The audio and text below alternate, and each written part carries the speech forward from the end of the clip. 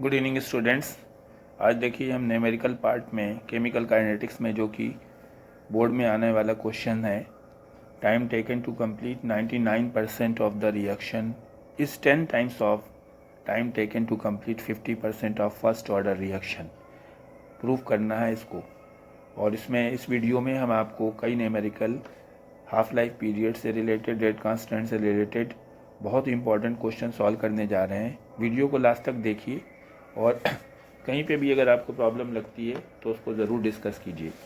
जैसे कि आपको इस तरह के क्वेश्चन को सॉल्व करने में बहुत टाइम भी लग सकता है, और अगर इसको हम जो टेक्निक से बता रहे हैं उससे सॉल्व करेंगे तो बहुत कम कैलकुलेशन करना पड़ेगा और क्वेश्चन बहुत इजी वे में सॉल्व हो जाएगा।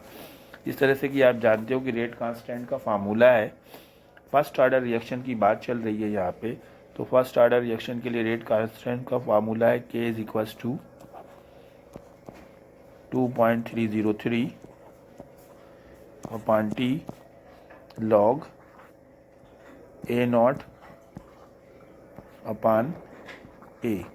ये इनिशियल कंसंट्रेशन है और ये फाइनल कंसंट्रेशन है और ये टाइम दिया गया है। पहले तो क्वेश्चन में ये ध्यान रखना है कि स्टूडेंट्स आपको ये कौन सी ऑर्डर के लिए बात कर रहा है। यहाँ पे क्वेश्चन में फर्स्ट ऑर्डर दिया गया है, तभी इस फार्मूले को यूटिलाइज करना है, क्योंकि फर्स्ट ऑर्डर के लिए रेट कांस्टेंट का फार्मूला दूसरा होता है और ज़ीरो ऑर्डर के लिए रेट कांस्टेंट का फार्मूला दूसरा। मैं आपको ज़ीरो ऑर्डर का भी फार्मूला यहाँ पे मेंशन कर देता हूँ। K is equals to A0 minus A upon T। ये ज़ीरो ऑर्डर के लिए फार्मूला है, ज़ीरो ऑर्डर के लिए। इस फार्मूले को नहीं यूटिलाइज़ करना है। अगर फर्स्ट ऑर्डर की बात चल रही है तो हमको फर्स्ट ऑर्डर का फार्मूला ही यूटिलाइज़ करना है। तो हमें यहाँ पे क्वेश्चन में बोला गया है कि 99.9% रिएक्शन को कंप्लीट होने में जितना टाइम लगता है वो 50% रिएक्शन को कंप्लीट करने का 10 टाइम्स लगता है। तो हमें किस तरह से सॉल्व करना है इसमें, जिससे कम से कम कैलकुलेशन करना पड़े, बहुत इजी वे में आपका हो जाए। तो 99.9% के लिए पहले हम इक्वेशन बनाते हैं। K इज इक्वल्स टू 2.303 अपान, यहाँ पे हम लिख देंगे T 99.9 और लॉग, यहाँ पे जो इनिशियल कंसंट्रेशन उसको हम सबसे इजी है कि आप 100 लेके ही चलें। 100x कोई वेरिएबल ले सकते हैं यहाँ पे और लिख लेना ज़रूरी है, डायरेक्ट 100 नहीं लिखना है यहाँ पे। और ये जो फाइनल कंसंट्रेशन है, ये क्वेश्चन में आपको बोला है कि 99.9% कंप्लीट हो गई है, तो यहाँ पे रिमेनिंग कंसंट्रेशन लिखी जाती है। तो रिमेनिंग कंसंट्रेशन का मतलब हुआ कि हमने इनिशियल थी 100x, तो हम यहाँ पे 100x ले लें और माइनस 99.9x यहाँ पे पुट कर दें। तो स्टूडेंट्स नीचे को हम क्या देखते हैं कि नीचे हमारा जो ये 100x में से 99.9 जब माइनस करेंगे, ये वाला जो पार्ट है, तो ये हमारा आपको क्या मिलेगा, यहाँ पे 0.1x मिलेगा। तो हमारी इक्वेशन क्या बन जाएगी, K इज इक्वल्स टू 2.303 और T 99.9 और लॉग, ऊपर तो आपका 100x ही रहा और नीचे आपका 0.1x आ गया। अब इससे हमने x को डिलीट कर दिया और इसको सॉल्व किया, तो ये हमारी इक्वेशन बन गई। K is equals to 2.303 upon T 99.9 और लॉग 1000। ये नीचे से पॉइंट हटाएंगे, ऊपर एक ज़ीरो बढ़ाएंगे। अब स्टूडेंट यहाँ पे हमको करना क्या है, यहाँ पे हमको सॉल्व नहीं करना है इसको। यहाँ पे कैलकुलेट अगर आप करने लगेंगे तो बहुत टाइम भी जाएगा और आपको दूसरी इक्वेशन में भी सॉल्व करने में डबल टाइम कंज्यूम करना पड़ेगा। हमें डायरेक्ट इस इक्वेशन को नंबर 1 अलॉट कर देना है। अब यही इसी तरह से हमें दूसरी इक्वेशन को बनाना है जो कि 50% के लिए दी गई है। तो 50% के केस में हम क्या करेंगे, दूसरी इक्वेशन बना रहे हैं, K is equals to 2.303 upon T 50 और लॉग, यहाँ पे 100x रखेंगे इनिशियल कंसंट्रेशन की जगह और अपान में 100x माइनस 50x, जितनी कंप्लीट हो गई और जितनी बची, नीचे आपका 50x आएगा। x से x कैंसिल करेंगे आप और 50 को 100 से डिवाइड करेंगे तो आपकी इक्वेशन बनेगी K is equals to 2.303 upon T50 और लॉग 100/50 को हम 2 लिख सकते हैं यहाँ पे, और इसको हम इक्वेशन नंबर 2 अलॉट कर देंगे। स्टूडेंट यहाँ पे क्या करना है, हमने 2 इक्वेशन इस तरह से बना ली है और दोनों इक्वेशन को सॉल्व नहीं करना है। दोनों इक्वेशन में हम क्या देख रहे हैं कि पहली इक्वेशन में भी k की वैल्यू आ गई है, k आ गया, और दूसरी इक्वेशन में भी k आ गया है। किसी भी एक रिएक्शन के लिए k की वैल्यू एक पर्टिकुलर टेम्परेचर पे कांस्टेंट होती है, तो हम इन दोनों k को इक्वलाइज कर सकते हैं। यानी कि हम क्या लिखेंगे, अब हम पहले वाले k को, यानी पहले वाले k ये इक्वेशन जो है दिस इक्वल टू, और दूसरे वाले k को इक्वल रख देंगे। तो हम उसको इक्वलाइज करके लिख रहे हैं। तो हमने लिखा 2.303 upon T99.9 log 1000 is equals to 2.303। ये दूसरी वाली इक्वेशन का k जो है T50 और log 2। अब इसमें आपने क्या देखा कि ऐसा करने से आपका जो दोनों डिजिट दोनों तरफ 2.303 है ये कैंसिल हो जाएगा राइट लेफ्ट से। अब हमारे log 1000 और log 2 बचे हैं और नीचे T99.9 और T50 बचा है। जो रिमेनिंग पार्ट है उसको हम लिख देते हैं। तो हमने लिख दिया log 1000 upon T99.9 is equals to log 2 upon T50। Student यहाँ पे आप मिस्टेक ना करें, आप log 2 को log ये ना सोचें कि log 2 से कट कर दें तो log 500 आ जाएगा। नहीं, log 1000 की वैल्यू पुट करेंगे। log 1000 की वैल्यू क्या होगी, log 1000 की वैल्यू होगी 3। यहाँ पे नोट भी कर लीजिए, जितने ज़ीरो होंगे वही उसकी वैल्यू होगी। और log 2 की वैल्यू क्या होगी, log 2 की वैल्यू होगी 0.301। ये दोनों वैल्यू बहुत इंपॉर्टेंट हैं, दोनों को आपको मालूम होना चाहिए। ये पेपर में नहीं भी दी जा सकती हैं आपको। तो दोनों वैल्यू को पुट करेंगे तो हम क्या देखेंगे, यहाँ पे हमने 3 रख दिया। 3 upon T99.9 is equals to 0.301 upon T50। अब हम T50 को राइट साइड में ले जाएंगे, इधर ले जाएंगे, और T99 को इधर लाएंगे और 3 को हम डिवाइड में लाएंगे। तो हम क्या लिख पाएंगे, T50 इज इक्वल्स टू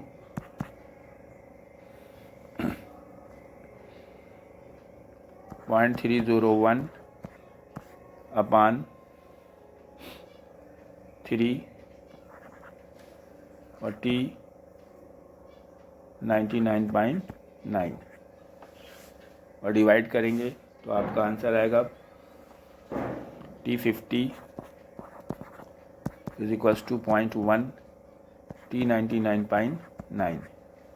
क्योंकि इसको अगर हम इधर इस साइड में ले आए तो हम लिख पाएंगे T99.9 is equals to T50 divided by 0.1।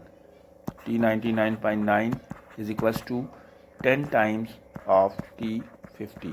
ये जो हमें प्रूव करना था स्टूडेंट्स कि 99.9% रिएक्शन को कंप्लीट करने में लगने वाला टाइम 50% रिएक्शन से कंप्लीट करने का 10 टाइम्स होगा। ये इस तरह से हमने सॉल्व किया है।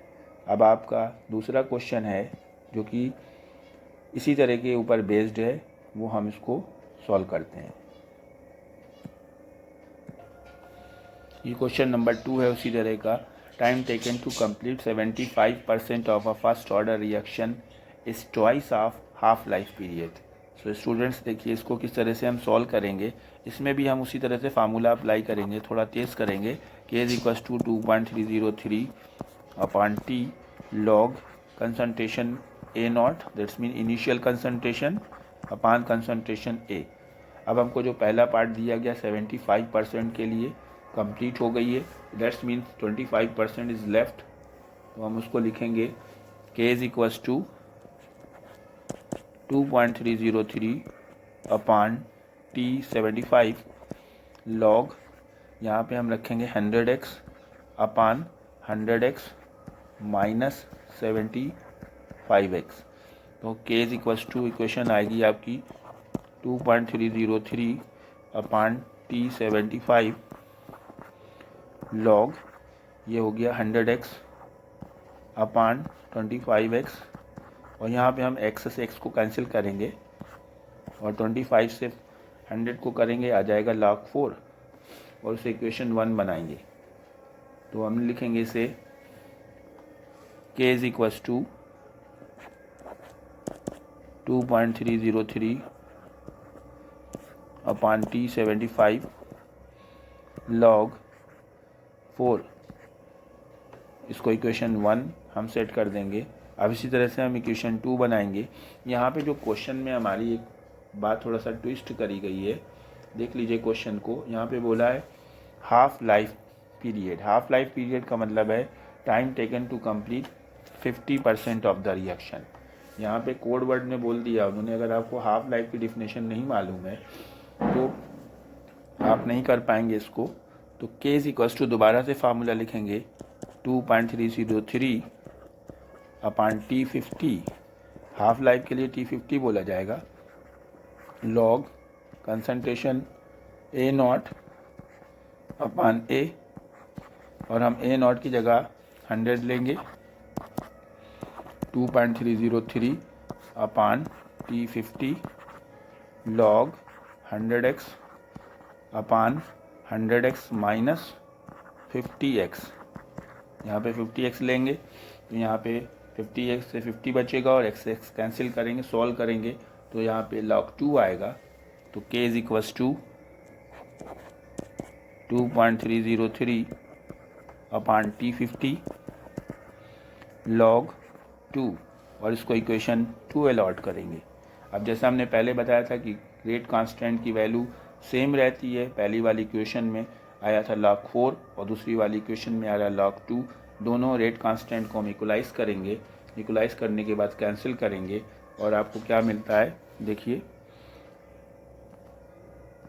और भी केमिकल काइनेटिक्स की वीडियो इसकी बेसिक कॉन्सेप्ट को समझने के लिए बनी हुई है, आप उसको देख सकते हैं। 2.303 अपॉन T75, 75 के केस में क्या आया था log 2 is equals to 2.303 upon T50 और log, यहाँ पे देखिए पहले log 4 आया था, यहाँ पे हमने log 2 बाई मिस्टेक लिख गया है, तो ये हो गया आपका log 4 और यहाँ पे log 2। अब आप इसको 2.303 राइट और लेफ़्ट दोनों साइड से इक्वल है, कट कर देंगे।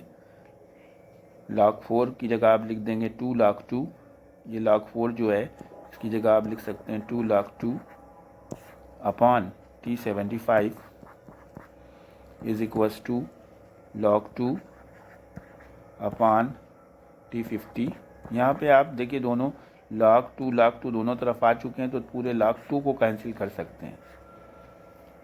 अब इधर बचा 2 अपॉन T75, 2 अपॉन T75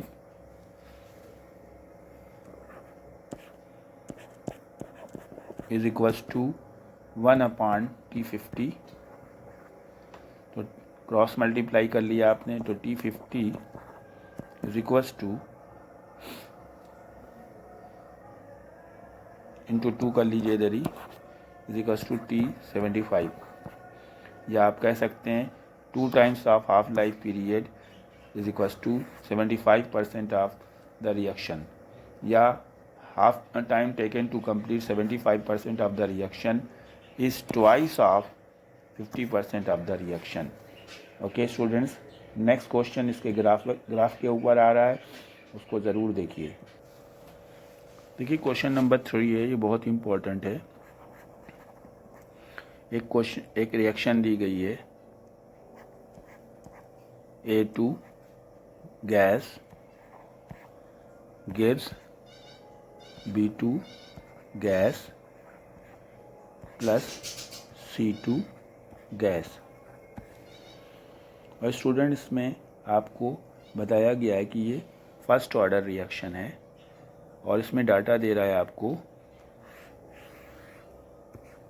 ये डाटा है इसमें आपको एक तो टाइम दिया गया है, टाइम 0 सेकंड, और यहाँ पे प्रेशर दिया गया है, टोटल प्रेशर। पहले प्रेशर आपको दिया गया है 0.4 ATM, प्रेशर ATM में दिया गया है, और फिर प्रेशर आप 100 सेकंड के बाद आपको प्रेशर दिया गया है 0.6 ATM। और फाइंड द रेट कांस्टेंट।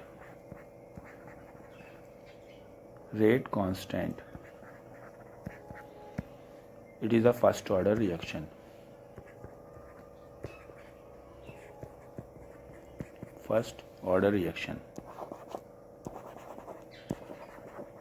तो इसका आंसर किस तरह से करेंगे स्टूडेंट्स, थोड़ा समझिए। ये बहुत ज़्यादा इम्पॉर्टेंट क्वेश्चन है। पहले तो आपको पता है कि रेट कांस्टेंट का फार्मूला अभी हमने आपको बताया था कि K is equals to first order के लिए 2.303 upon T log concentration A0 upon concentration A, यानी इनिशियल कंसंट्रेशन और फाइनल कंसंट्रेशन। लेकिन स्टूडेंट्स आप क्या देख रहे हैं कि इस क्वेश्चन में आपको कंसंट्रेशन नहीं दी गई है, यहाँ पे प्रेशर दिए गए हैं और टाइम दिया गया है। तो हमें इस फार्मूले को इनिशियल प्रेशर के टर्म्स में कन्वर्ट कर लेना है, यानी हम कंसंट्रेशन की जगह हम प्रेशर रख सकते हैं। तो हम इस फार्मूले को यूँ लिख लेंगे, K is equals to 2.303 upon T log P0 upon P। यहाँ पे ये P0 का मतलब है कि आपका इनिशियल प्रेशर, और P का मतलब है फाइनल प्रेशर, वो भी रिएक्टेंट का। अब आपको जो हमें क्वेश्चन दिया गया है, जब क्वेश्चन में आपको दिखा रहा है कि 0 टाइम है, जिस टाइम पे 0 टाइम है, ये 0 टाइम आपको दिया गया है, उस टाइम पे इनिशियल प्रेशर है 0.4। इसमें क्या है कि स्टूडेंट ज़्यादातर मिस्टेक करते हैं, इनिशियल की जगह 0.4 रख देते हैं और फाइनल की जगह 0.6 रख देते हैं, और टाइम की जगह 100 रख देते हैं, और रॉन्ग आंसर आ जाता है और समझ नहीं पाते।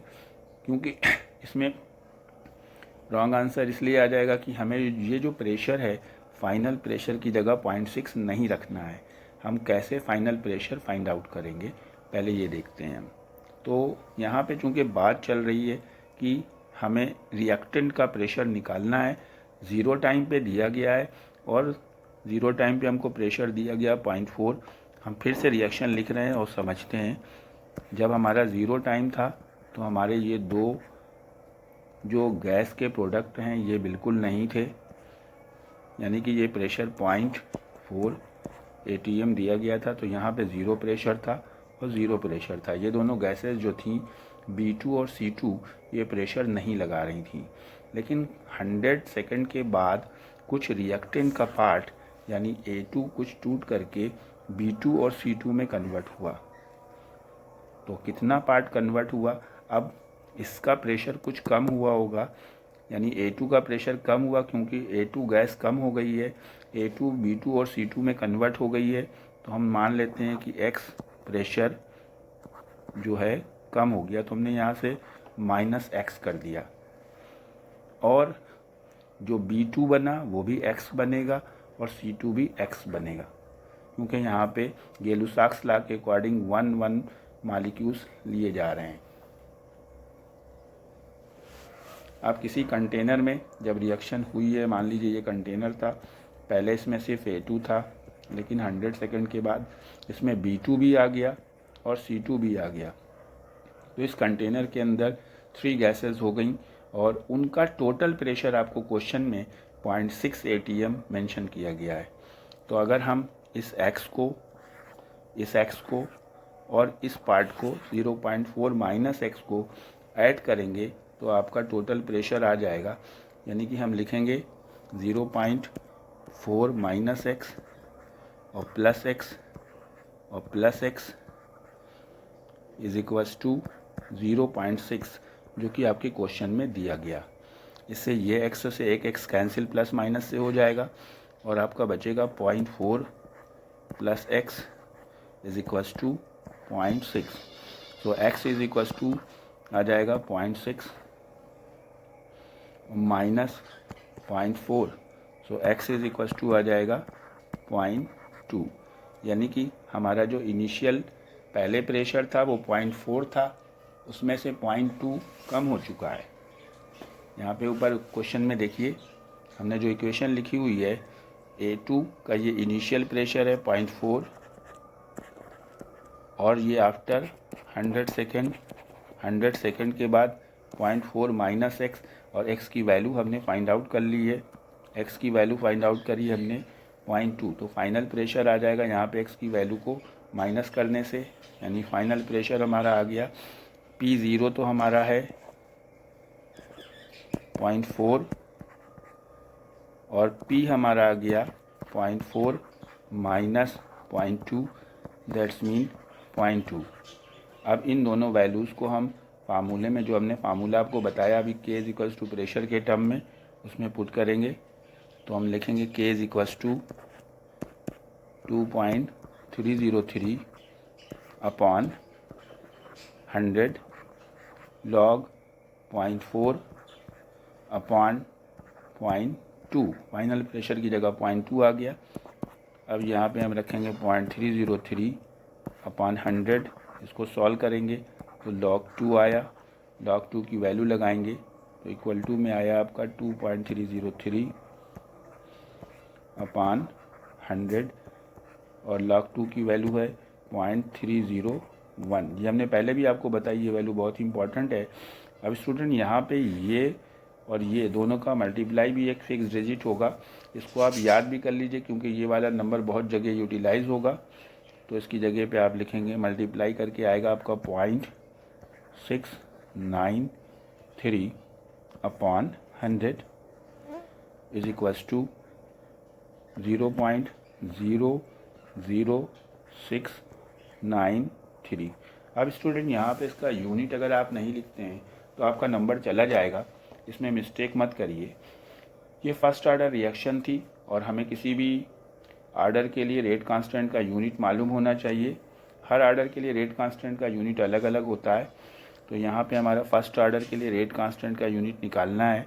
तो unit is equals to mole to the power 1 minus n, litre to the power n minus 1, और टाइम इनवर्स, क्योंकि हम यहाँ पे मिनट में सॉल्व करें या सेकंड में सॉल्व करें, किसी में भी यूनिट ले सकते हैं। तो हमारी ऑर्डर 1 है तो n की जगह हम 1 पुट करेंगे, mole power 1 minus 1, litre power 1 minus 1, n की जगह 1 पुट कर रहे हैं, और टाइम हमको सेकंड में दिया है तो हम सेकंड इनवर्स लिख लें। अगर यहाँ पे मिनट दिया है तो आप मिनट में भी लिख सकते हैं। तो मोल टू दी पावर 0 आ जाएगा, यानी मोल कैंसिल हो जाएगा और लीटर पावर 0 आ जाएगा, only second inverse will be left. तो फर्स्ट ऑर्डर के लिए रेट कांस्टेंट का यूनिट होगा सेकंड इनवर्स, जो कि हम यहाँ पे लिख देंगे। स्टूडेंट कमेंट सेक्शन में ज़रूर बताइए वीडियो आपको कैसी लगी, और इसी से रिलेटेड और भी वीडियो हम डिस्क्रिप्शन में आपको ऐड कर रहे हैं, उस वीडियो को ज़रूर देखिए। Okay, goodbye, thank you.